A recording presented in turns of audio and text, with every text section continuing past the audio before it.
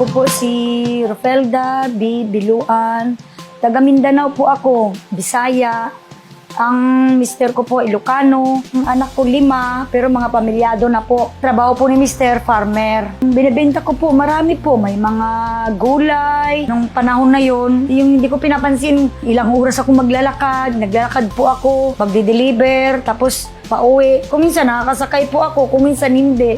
Hindi ko pinapansin kung pagod, ganun. Hindi ko pinapansin. Basta ang makakuhan ko lang, ma'am, maka-income po kahit papano. Last year, ma'am, December, doon po nag-umpisa ang aking gout. Namamaga po ang gout ko dito po sa kanan.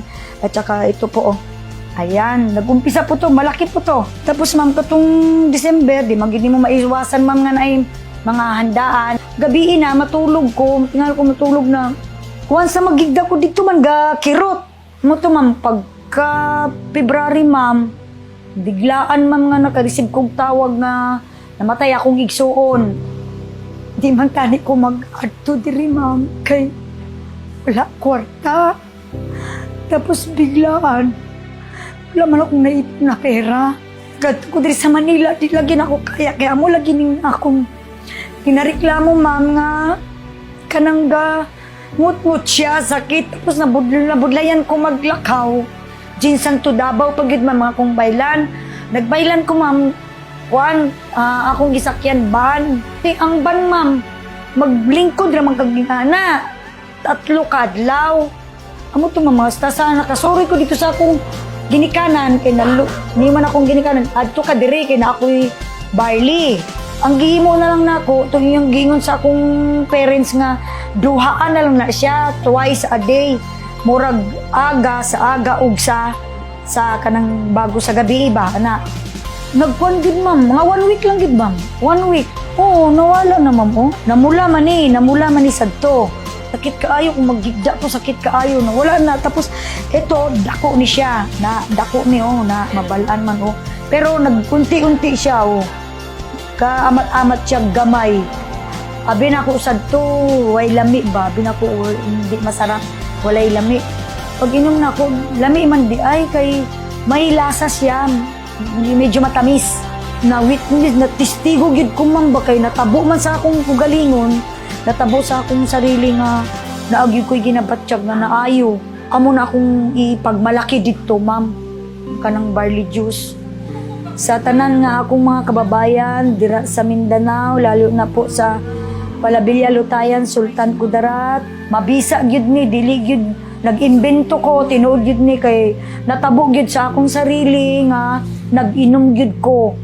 Amo na nga isa gyud ko nga witness kag testigo. Akong si Rofelda B. Biluan, taga Mindanao po. I chose JC.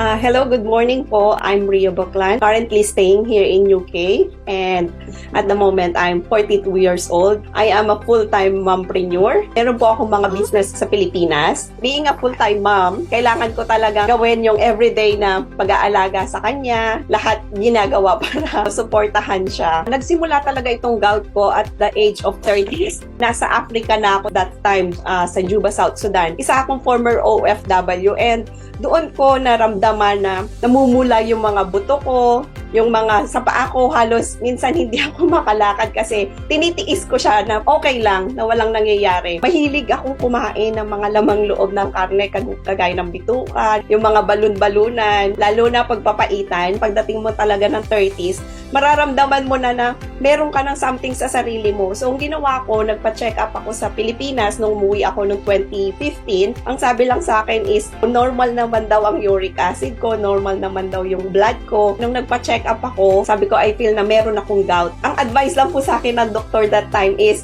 wag daw akong kumain ng karne. Sabi niya, okay naman yung mga results mo, sabi niya ganon. So, sinusunod ko naman. May na-search ako sa Facebook ko about barley. Doon ko nakita na ang dami palang mga testimony. Actually, bumili talaga ako nitong mga barley products ko, no? Barley juice, barley capsule. Sabi ko, matry ko nga. Sabi ko ganon. Bumili nga ako from Philippines. Lately, bumibili ako sa mga malapit ko dito na ng mga kakilala na nagbebenta. Nung na-try ko to, kahit kumain ako ng maraming karne, talagang hindi talaga sumasakit. I have to make sure na iinom ako 3 times a day bago ako kumain ng karne or pupunta sa isang okasyon. Like lately, pupunta ako sa isang birthday party. Medyo naparami ang kain ko no, ng karne. Pero thanks God, dahil na-save ako ng barley, no worries na talaga ako sa pagtitake nito. No? So yung gout ko, nawawala talaga siya unti-unti. Actually, sinimulan ko to 1.5 years na. Pag naparami talaga yung kain ko, merong konti na lang siya. Mild na lang yung kirot niya. Hindi na katulad talaga nung dati na namamaga yung tuhod ko,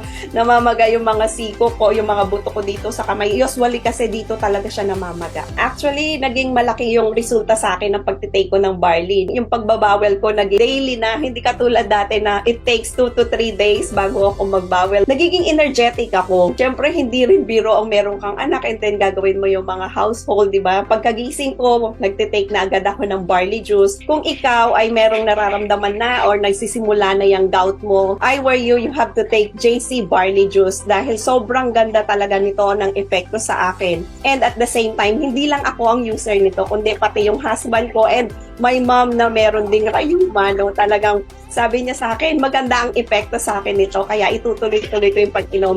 Kaya kung ako sa inyo, hindi naman siya ganun kabigat sa bulsa, you have to take this, you have to grab. And walang masama dahil sa panahon ngayon, importante ang health natin. Anong gagawin natin sa pera na meron tayo kung hindi natin pahalagahan yung health natin? How many years ako nag-suffer sa gout ko? Pero I never thought na ito lang palang magiging solusyon sa aking gout. I'm Julia Irish Manalang, 22 years of age from Valenzuela City. And I'm currently a second-year college student taking BS Psychology. Meron ako mga side hustle. No, so, nag-online selling din ako. At the same time, nagbibenta kami ng mga frozen foods. Mas maliban sa pag-online selling. Meron din akong side hustle pa, which is yung tindahan din namin. So, nagbibenta kami dyan minsan ng ukay-ukay.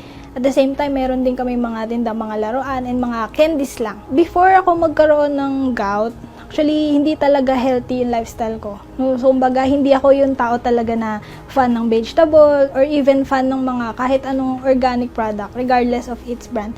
Sobrang hina ng immune system ko and mabilis akong tabla ng sipon or kahit na anong sakit man niya. Mabilis ako mahawa. Bata pa lang ako, may history na ako ng UTI. Talagang sumusumpong siya. So, kumbaga, in a year, hindi pwedeng hindi ako nagkakaroon ng check-up sa doktor ko. Hindi ko in-expect na may encounter ko na magka-gout. Kasi usually, para sa akin yung thinking na yun, para yun sa talagang sa mga adult na. So, nung time na yun, hindi ko alam na gout siya. So, akala ko muscle cramps. Kasi before, every morning parang nagkakaroon ako ng bigla akong pinupulikat. So, akala ko ganun lang siya. Minor lang, akala ko. Tapos, yung usually kasi, di ba, pagka sa paang problem, chine-check yan, iniikot-ikot na ganyan, tapos ginaganyan. So, pagka ganyan niya, humiyaw ako, tapos bigla humiyak kasi sobrang sakit niya. Tapos sabi niya, saan ba yung masakit? So, tinuro ko lang yung part ng thumb, dito lang siya. And then yung the rest ng paa, wala na. Yun lang talaga sa toe part. Pinaka main cause talaga kung bakit ako nagka-gout talaga is, based on my research, is yung mataas na uric acid. Siguro nasobrahan yung katawan ko sa uric acid. And then, pinatimpla ko sa mama ko yung juice niya. And then, after taking that, talaga in-straight ko lang siya. And before, hindi ko siya talaga may apak. Even yung lapat lang na ganyan, hihiyaw ako sa sakit. Naapak ko na yung paa ko.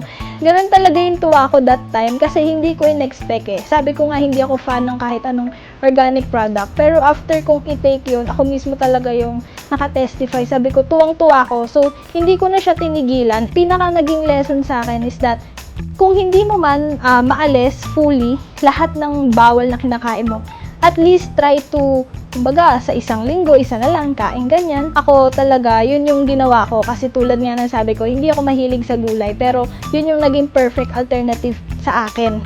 Sabi nga nila, mahal ang magpa-hospital. Kaya talagang naging lesson sa akin, prevention is better than cure talaga.